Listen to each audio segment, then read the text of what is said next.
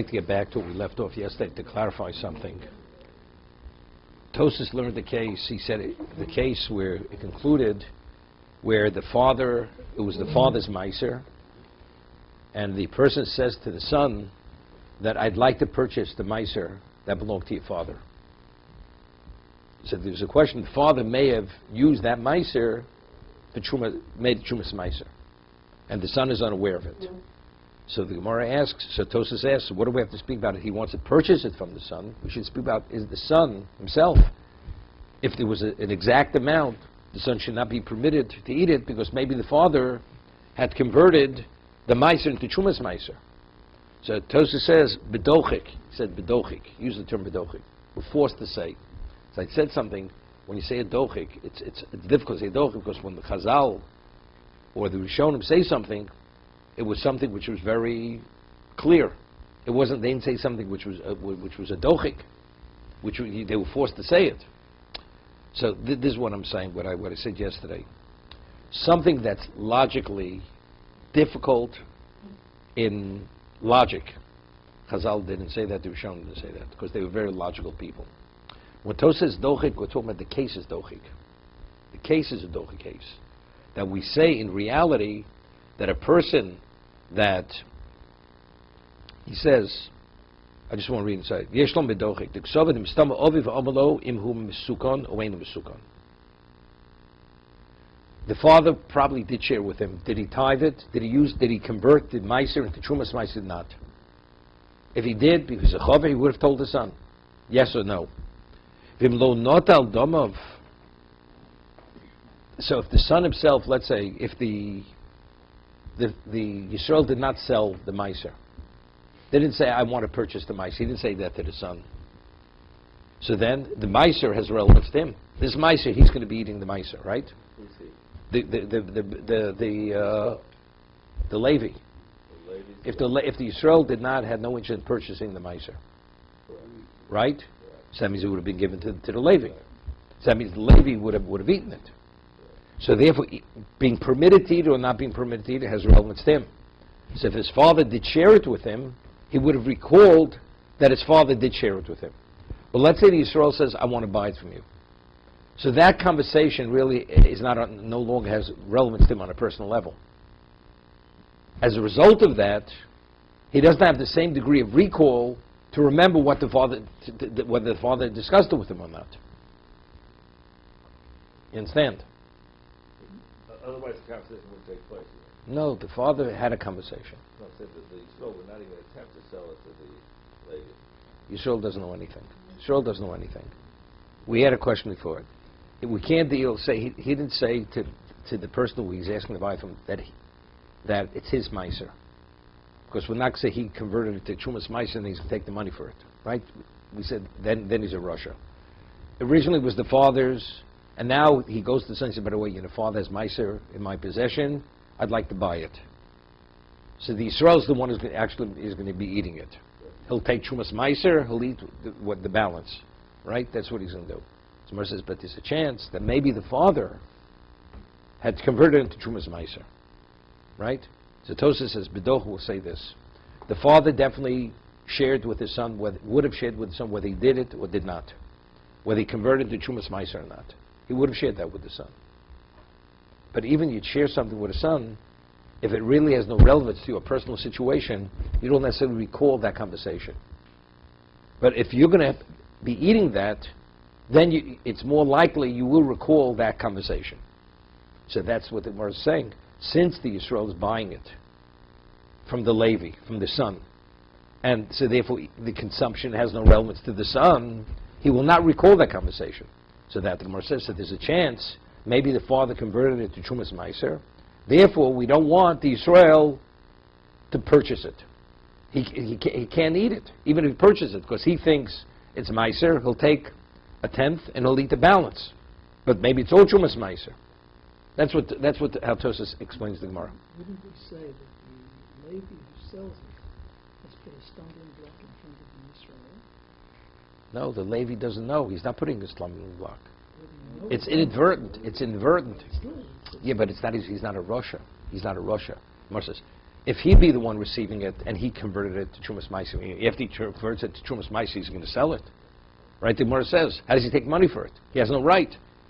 So the Gemara has to respond to that question. So the Gemara says, no, the father, it was the father's Meiser, his father, the Levi. At that moment, the father may have converted it. Now the father dies. Now the Yisrael says to the son, I'd like to purchase it. Okay? So now the Gemara says, but there's a chance. Maybe the father turned it into Meiser Sheni, into Trumas Meiser. So Tosfos asks, what do we have to speak about? The Yisrael wanted to buy it. Even the son's not permitted to eat it, because he may be eating something which is all Trumas Meiser. That was Tosfos' question. But the Gemara set up the case. It's speaking with the Yisrael wanted to purchase it from the son. What do we need it? If the differentiation between whether it's quantified measure or not a quantified measure has relevance to the son, regardless whether the Yisrael wants to buy it or not. On that he answers no. If it would be relevant to the son would recall the conversation. And because because the father would have shared this with the son.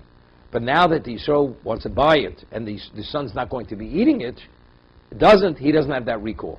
Therefore, the Gemara says, but since he doesn't, there's a possibility. That's how it's explaining the Brisa.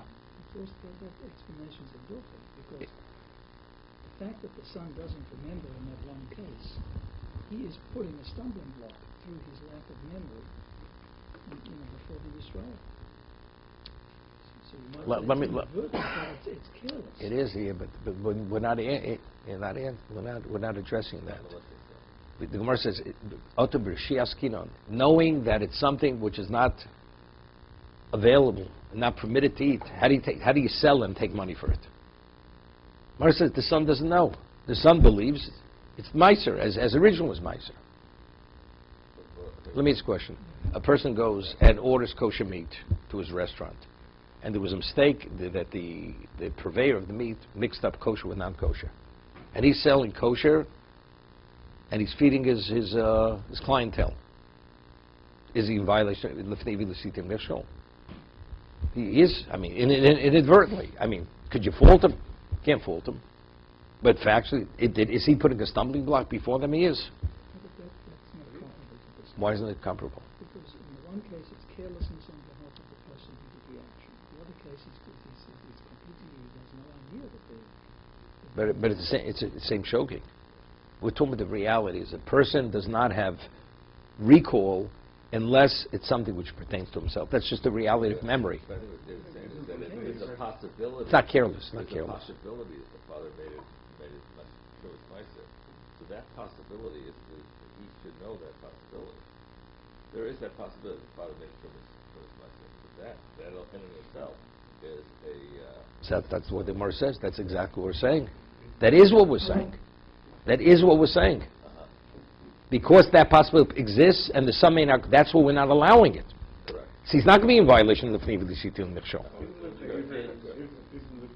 No, but again, no, the guy who's doing it has to be doing it amazing. So in the case of the guy selling this to the guy, he's doing it amazing. not sure. It's not simple. It's not simple. But anyway, we are addressing that. Since the reality is not going to recall, therefore you're not permitted to do that transaction. That is the reason. The Gemara says in Shus that there's certain things which is lo rami an nafshi. The Gemara says the person, he does something and he'll swear that he doesn't recall it, and even if witnesses come and say you were there, he's not held liable for lying. For instance, a person says, you borrowed money by a certain pillar, right? The man says, if I borrowed it if I was at that pillar when I borrowed the money, he says I was never at that pillar, so I couldn't have borrowed the money. We say kolomalo leviskomalo parati. A person says to a person, I lent you money, and then afterwards he says I never borrowed. Right? Now, two witnesses come and say, so-and-so paid the debt. So if they say he paid the debt, that means he borrowed. If he said he borrowed, although they said he paid, he has to pay the debt. Because Hodos Baldin made him dummy. Because in essence, what he says he never borrowed, if you never borrowed, that means you never paid. You made a statement, you never paid. The witness says he borrowed and paid. So the halach is he has to pay. Because he's believed, his position is more, it overrides what the witness say regarding payment. So what remains in place? He borrowed. Because the witness is saying he lied by saying that he didn't borrow. Correct? That's called malo lavisko malo parati. When you say you didn't borrow, that means it's equivalent to saying I didn't pay. So Mara speaks about a case, person says, I lent you money by that omud, by that pillar. He says, it's not possible. I was never at the pillar. Two witnesses come and say, he urinated at that pillar. That's the Gemara Shavuos. How could he say he was never at the pillar? He brought witnesses. He urinated there. So Mara says, when a person, in those days, people would urinate in the streets. Okay? So the Gemara says, Lo Rami Anavshe. It's something in a person's life which is so insignificant. It's not within the recall of a person. So when he said he was never at the pillar, even though you're bringing witnesses that he was, but since in that context, it doesn't mean anything. It didn't register. Certain things don't register in a person's mind. It wouldn't even be considered carelessness. It's not even called carelessness. You understand? The Gemara says in Chulin, which we learned Shavuos we never learned here. Chulin we learned. The Gemara says in Chulin that if a person's tameg and he slaughters with a wooden knife, and the knife is sharpened, and he slaughters kochim, you're not permitted to eat the kochim. Why? Because there's a chance the knife, when it moves back and forth, there's a chance he may have touched the meat. And if he touches the meat, he contaminates the meat. So the Gemara says, but what about if he says, I know definitely I did not touch the meat. When I moved the knife back and forth, I was careful not to touch the meat. The Gemara says, Lo Rami Al Nafshe. It's something which a person, when he does that action, although in recall, he doesn't recall he touched it, and he says it almost like he's definitely didn't. Lo Rami Al Nafshe. These things don't really resonate, don't register in a person's mind, and therefore he's not permitted. I understand, but still, you ask him afterwards. He said, from what I recall, I was careful. Right? So we're relying on his recall, that maybe at the time he wasn't so careful. You see? Because he would contaminate the knife contaminates the kochim, if it's made of metal. You understand? So therefore, even if he doesn't touch the meat, the knife itself would contaminate. But not wood is pshutikleitz, so not makabel tumah, therefore it doesn't contaminate the meat. Okay.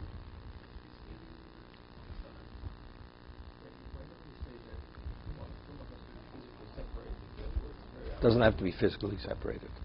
Doesn't have physically. You could separate truma just in mind, verbalizing it too. Okay. Even they came to say he borrowed and paid. They believe that he borrowed. Right. But they don't believe that he paid. That's how Dosbal didn't command him, dummy. Yeah, but he also said that he didn't borrow. Yeah, but the witness, in terms of obligating yourself, that's how Dosbal didn't command him. But to deny you have a chov, you don't say you have any belief. Okay. We're back into the Gemara. So Gemara asked the question, but if this is the case, that means the father tithed where the maser that he was tithing on behalf they weren't touching one another. It wasn't the same location. So Gemara are they suspects? If the person has a cheskes kashrus that he didn't violate the halacha, there's no reason to suspect that it may be Trumas Meiser. So what's the problem? So why we differentiate between whether it's a quantified amount or not a quantified amount? Elom Ravashi Ochikomar. Ben Yisrael Shoma Levi. Kach Omali Abo. Ben Yisrael says to a Levi, this is my father, Masa Loch Biyodi. My father said he has Masa that belongs to you. Or Masa Lo Avicha Biyodi. Or the Levi says, my father told me this Meiser in your possession. We have to suspect that maybe it's Shumas Meiser. Kevon blokayis lo misakli balabayis. We'll see in a moment. That since it's not a fixed amount, the balabais didn't tithe it. We'll see in a moment.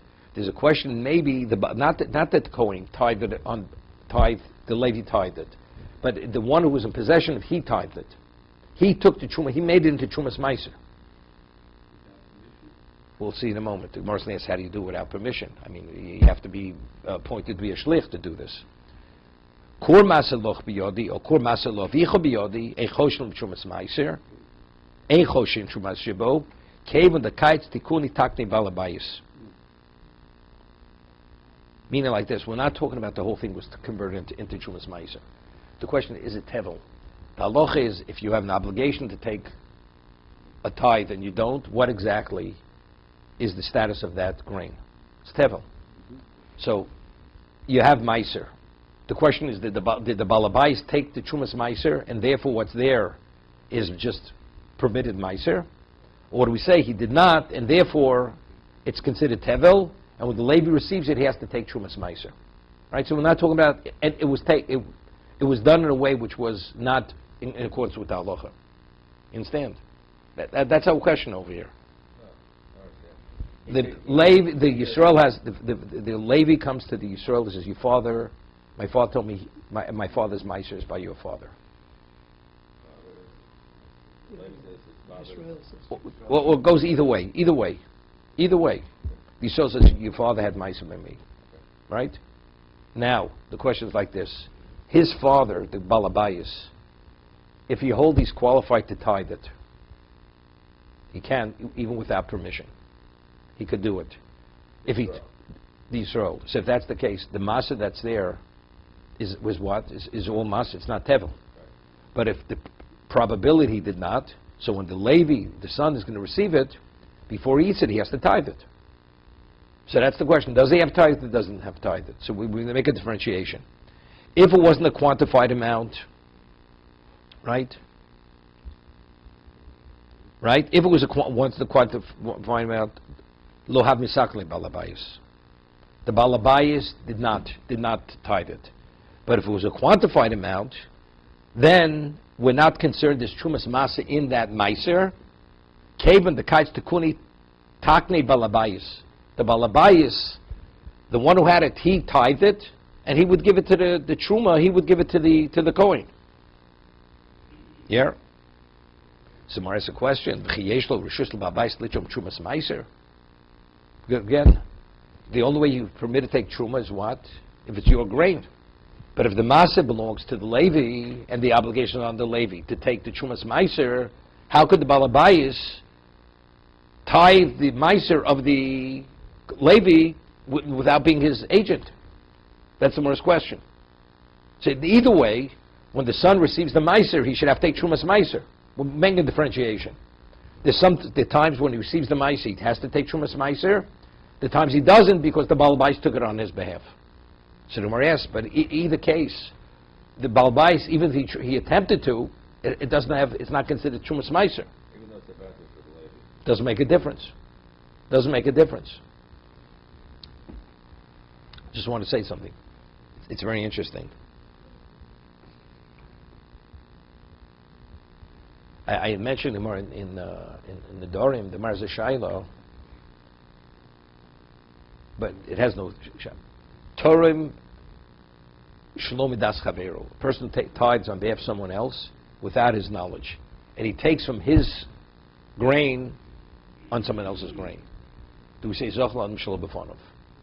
So there, it's the advantage of the one you're taking on his behalf, because he now all his grain he has 100% profit. But nevertheless, for what he did, he denied him the mitzvah. Because there's a mitzvah to tithe yourself. Since it's a mitzvah, there's a greater mitzvah to do it yourself rather than delegate it. Maybe he doesn't want you to do one on his behalf. Correct? So the Gemara leaves it unresolved. So I said, even though it leaves it unresolved, the question is, how do you have to... So it should be l'chumrah. He was saying the Balabayis took the Trumas Masa on behalf of the Levi. But we left it unresolved. First, and he's taking it from where did he take it? He took it from, that means the Levi is receiving less meiser. So everybody agrees when the Levi receives less ma'aser, we don't say Zochel Lo B'Shel B'Fonav. You have to be pointed a shliach. So that's the first question. How is it possible to say that in a certain situation, maybe the Baal Bais had taken the Chumas Meiser, and therefore when the son receives the Meiser, he does not take anything, but he's not authorized because he wasn't made into a shliach? That's the first question. Okay? So Mer says Ain, that this Brisa is going according to opinion that the Balabayas, he has a right, as he has a right to take Truma from his Tevel, he can take Trumas Meiser from the Meiser. Means Machlokes Tanoim. We rule halacha he cannot. That just as from the initial grain, the only one who can tithe that is the Balabayas, because that's his grain. Identically, the moment you take Meiser, it becomes Shevet Levi. It belongs to the Shevet Levi. So therefore, who's the Balabayas? The Levi is the Balabayas. So the Balabayas, the Israel, he can't take it unless he was actually appointed to be a Shliach. Right? But Abba, who is it? Abba Loza ben Gamli. That this Brisa we're attributing to Abba Loza ben Gamla. Who's Abba Loza ben Gamla? The Tanya. Abba Loza ben Gamla Omer. It says, V'nechshav lochem trumaschem. From here we learn that you take Truma ben Machshava. It should be considered, it says Trumaschem. So it should say V'nechshav lochem Truma. What's Trumaschem? This is regarding the obligation to tithe. You should have in mind to tithe the Truma. So it should be singular. V'nechshav lochem Truma. What's Trumaschem? V'shtei Trumas HaKosem Medaber. The Torah is speaking about two Trumas, the two tithings of Truma. Achas Trumas, Truma Gedola. The first is the initial Truma that you take from the initial grain, which is given to the Kohen. Well, the second one is also given to the Kohen. Trumas Maser is also given to the Kohen. V'achas Trumas Maser. And the second is Trumas Maser. That there's an obligation to take from the harvest two Trumas. Not a question of who's taking them. The Truma Gedola, of course, is the what? The one who owns the harvest. The Trumas Maser, that the Maser belongs to the Levi, maybe the Levi, since it's his asset, he takes it. Kshem she Truma Gedola nitel is ba'omeid. This is Abba Loz ben Gamla. Just as Truma Gedola could be taken through estimate, why could it be taken through an estimate? Because we say Chitachas Pateris is Akli. On a Torah level, if you take one kernel, one kernel is sufficient to absolve tons of grain from Truma. The various percentages are purely rabbinical. They're rabbinical, the percentages. So therefore, there's no reason why you can't take through estimation. Even though it's not exact, the whole thing's rabbinical. You give a little more, you give a less, it doesn't make a difference. So Shem She Truma Gedola in the Tel is Ba'omed, just as Truma Gedola, the first Truma is taken through estimation, Ube Machshava, you don't have to verbalize it, because it's V'nechshav. How Trumas Mas, the Tel is Ba'omed, Ube Machshava. See, Maser cannot be taken Ba'omed. Maser has to be exactly 10%. But the Trumas Maser, although it's 10%, this 10% can be taken through estimation. Why? Because it's similar to the first Truma. And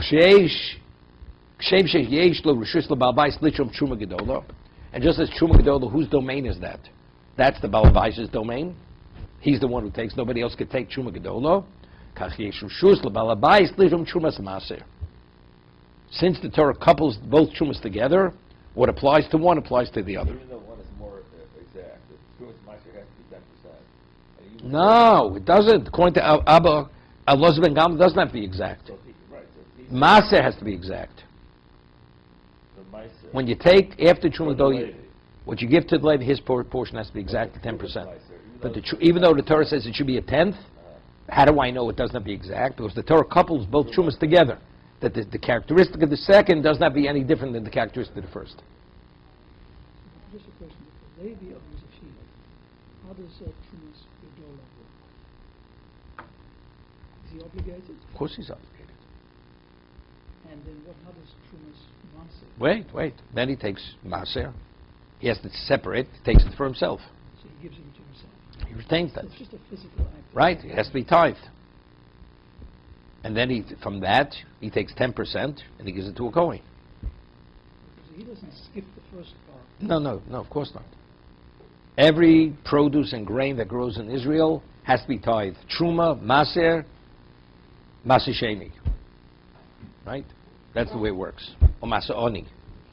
And then, of the Maser, whoever is in possession of the Maser, which usually is the Levi's asset, the way we rule, only the Levi can take it. We don't rule like Abba Loza Ben Gamlo, that the Balabais has the right to take Trumas Meiser.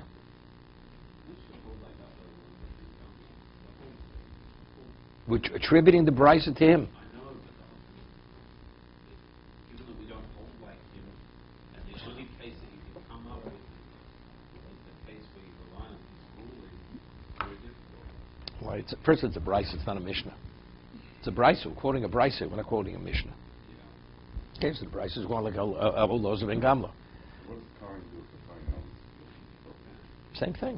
That he can keep it. Wait a second, David, he's asking a similar question. What happens if a Kohen has a field? Again, he has to take Truma. That was Tosa's question on Rashi. He tithes it, he keeps the Truma. This was Tosa's question on Rashi.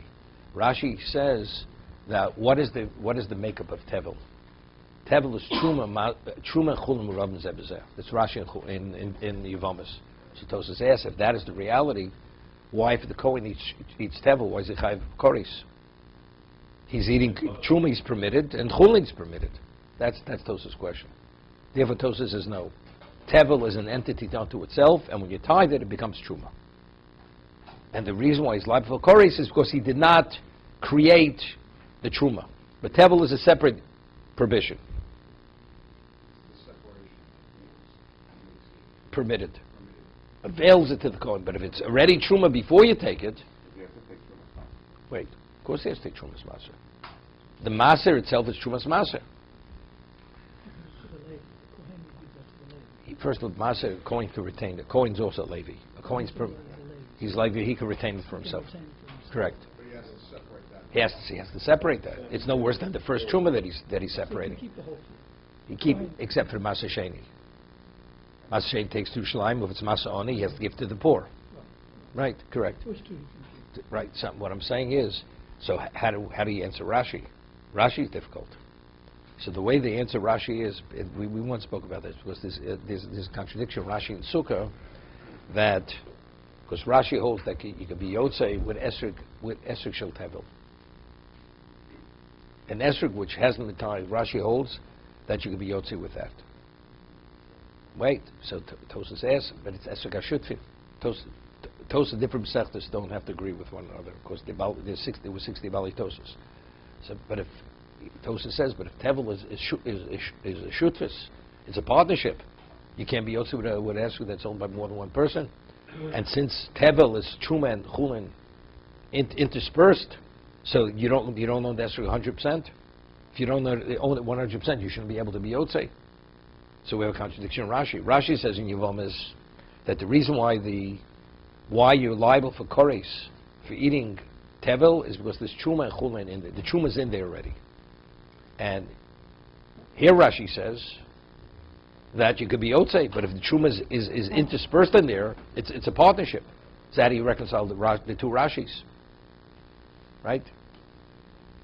So the answer is that Truma is not permitted to a Kohen until it's been transferred into his domain as an asset. When does it become moment Kohen? When does it become the money of a Kohen? Only once it's tithed. So the Torah does not permit it to the Kohen until it's tithed. Understand? Of course he's a violation. The Tevel belongs to the Yisrael. Monetarily 100% to the Yisrael. Right? So now it makes you understand, it makes very good sense. Only the Yisrael could, the way Torah says, only the Yisrael, the owner of the Tevel could tithe it. Right? But why that? Why not the Kohen? If the Kohen has Truma, let him take his Truma. The answer is it's not his to take. The asset is 100% monetarily the Yisrael's. What about if you have Makiri Kuna? You have the designated Kohen. He's going to get this Truma. Now somebody goes and damages the Tevel. You have to compensate the Kohen because he's a damagee? Because monetarily he has nothing. His monetary interest only comes about once you tithe it. Until you tithe it, he has no monetary interest. And when it becomes his asset, that's when Torah says you're permitted to eat it. There's a chiyuv that you're supposed to tithe the tevel. But the Torah says within 3 years, after 3 years, if you retain it, you have to tithe it. You can't. That's would be out there. That's next week's parsha. Okay. So even though you can sit there for 2.5 years, you wouldn't be in violation. So Tosei is a phenomenal question. So we answered that the father had taken it, right? It's going like Abalos ben Gamlo, and the father, if it's a fixed amount, the father had taken the Trumas Maser. But the question is, who said he did? Ultimately, the Trumas Maser, see, normally the Maser cannot be eaten by the Yisrael. That he has to give away. Trumas Maser also he can't eat. So even though if he chooses to do it, he can. But who said he did it? You understand? No, but it doesn't make a difference. No, it's Maser. He set aside the Maser. So his son's not going to touch it. The whole reason why he tithes it is there shouldn't be a takola. Tevel is not going to leave. Maser is not his asset. Well, why? No, definitely not. Once it's Maser, it has no relevance to his family, right? So that's Tosa's question. Even according to Abba Loz Megamla, who said the father before he passed away would tithe it? Maybe he didn't tithe it. Just take 2 seconds. Tomer Nishesh Lushus Lichom Shemel Chosh Lichom Maser Sheosid Levi. The Levi will do it. Ve'chnater misofek Ishloma Kevin Sherushus Biodo V'Shozman Godel Bebeso. Since he can, and it remained in the Israel's possession for an extended period of time, umitzvah le ramyo, and he fulfills a mitzvah when he tithes it. Mistoma de milstin tkuni takne. So we could presume the presumption is he probably did it. So it combines 2 things. He can. It's a mitzvah, and it was in his domain for an extended period of time. All 3 together, we say assuredly he definitely did it.